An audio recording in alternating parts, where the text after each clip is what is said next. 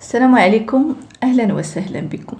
نتمنىكم تكونوا مزيانين، الصحيحه ديالكم بخير وعلى خير.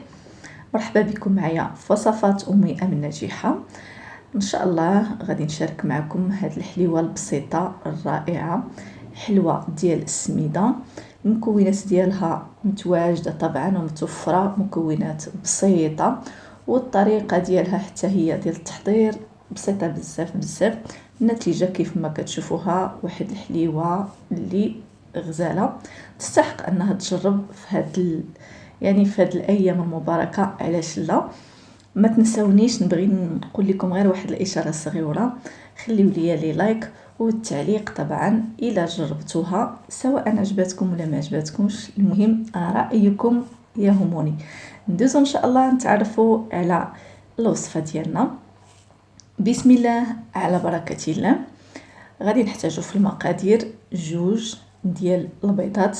من الاحسن يعني البيض ما يكونش بارد، يعني كيف ما خرجتوه من الثلاجه من الاحسن يكون خرجتوه خليتوه شويه وعاد خدموا به. ضفت هنا واحد القبيصه ديال الملحه، غير شويه ماشي بزاف. بالنسبه للتنسيم نسمت بواحد الساشيه من الفاني، وعندي هنايا واحد النكهه ديال الحامض.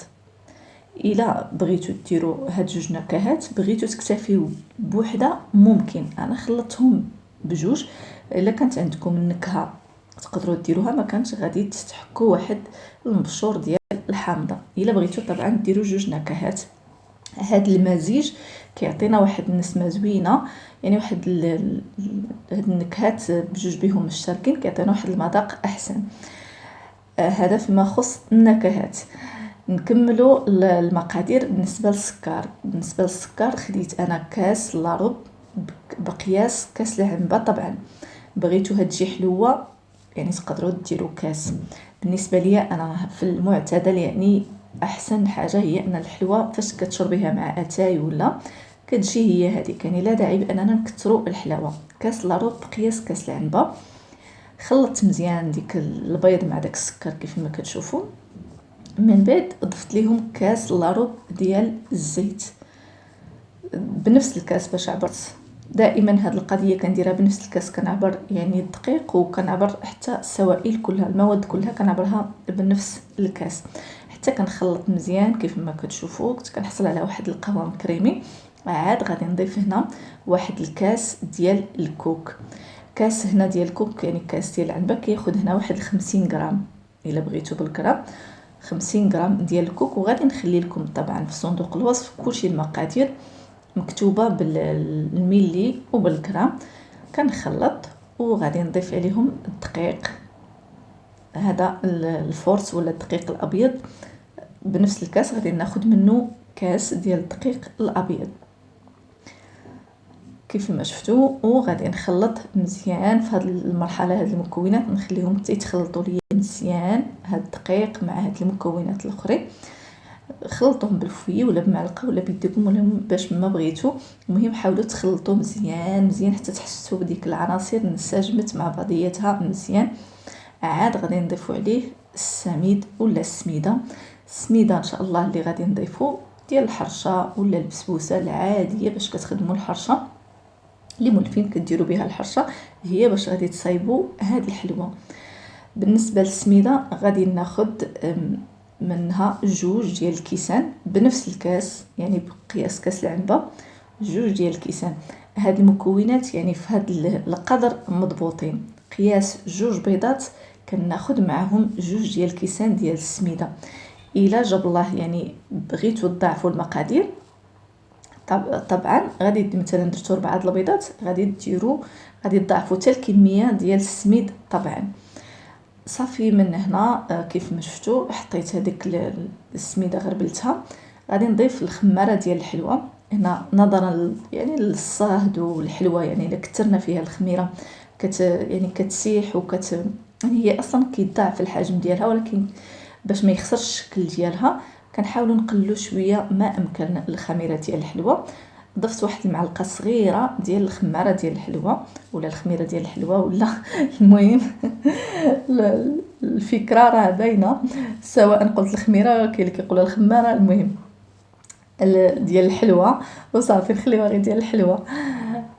كيف ما شفتوا خلطت مزيان، ولكن كنحصل على واحد الخليط اللي كيلصق ليا في يدي غير بما جمعت هذيك يعني داك المعنات وجبت اللاطه. صافي كنلقى بان سميت تشرب الحلوه ديالي، صافي ولات على هذا الشكل هذا، ما بقاتش كتلصق في اليدين. كتعرفوا بان السميده كتشرب غير هذيك الوقيته واحد 5 دقائق ما كاملاش هكا بما غير جمعت ديك الدنيا.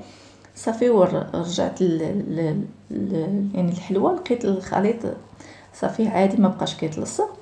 كناخذ واحد الكميه ديال الكوك وكنحطها في واحد الاناء وكنحاول نكور هاد الحلوه ديالي على شكل هكا كويرات وكنبسطهم.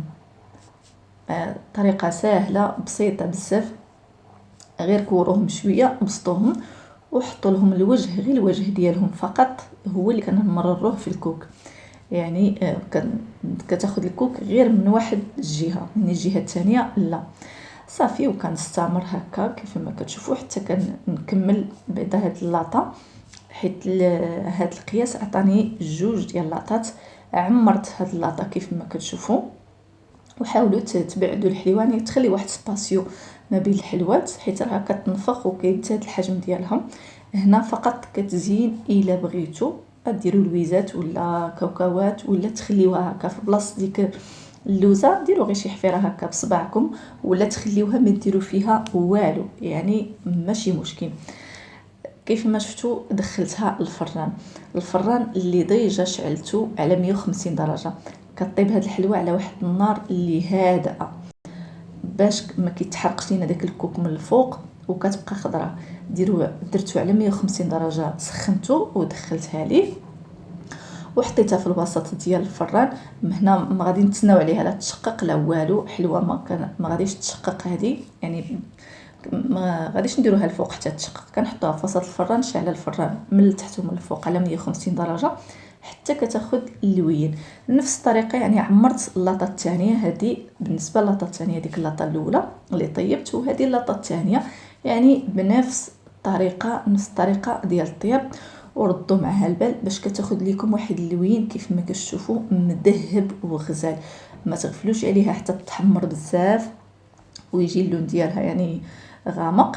خليوها غير في هذا اللون هذا كيجي غزال ورائع.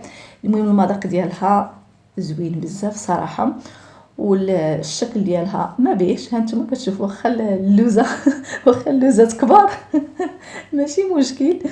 المهم نتوما تفننوا ديروا لويزات صغار ولا ما ديروش، المهم جاو كبار تبارك الله ما شاء الله. المهم الاساس هو انا الحلوه زوينه، جربوها على حسابي، ما تبخلوش عليا بالاشتراكات طبعا ولي لايكات ديالكم. والى فيديو قادم ان شاء الله بحول الله. تبقوا على خير، مع السلامه وتهلاو في ريوسكم.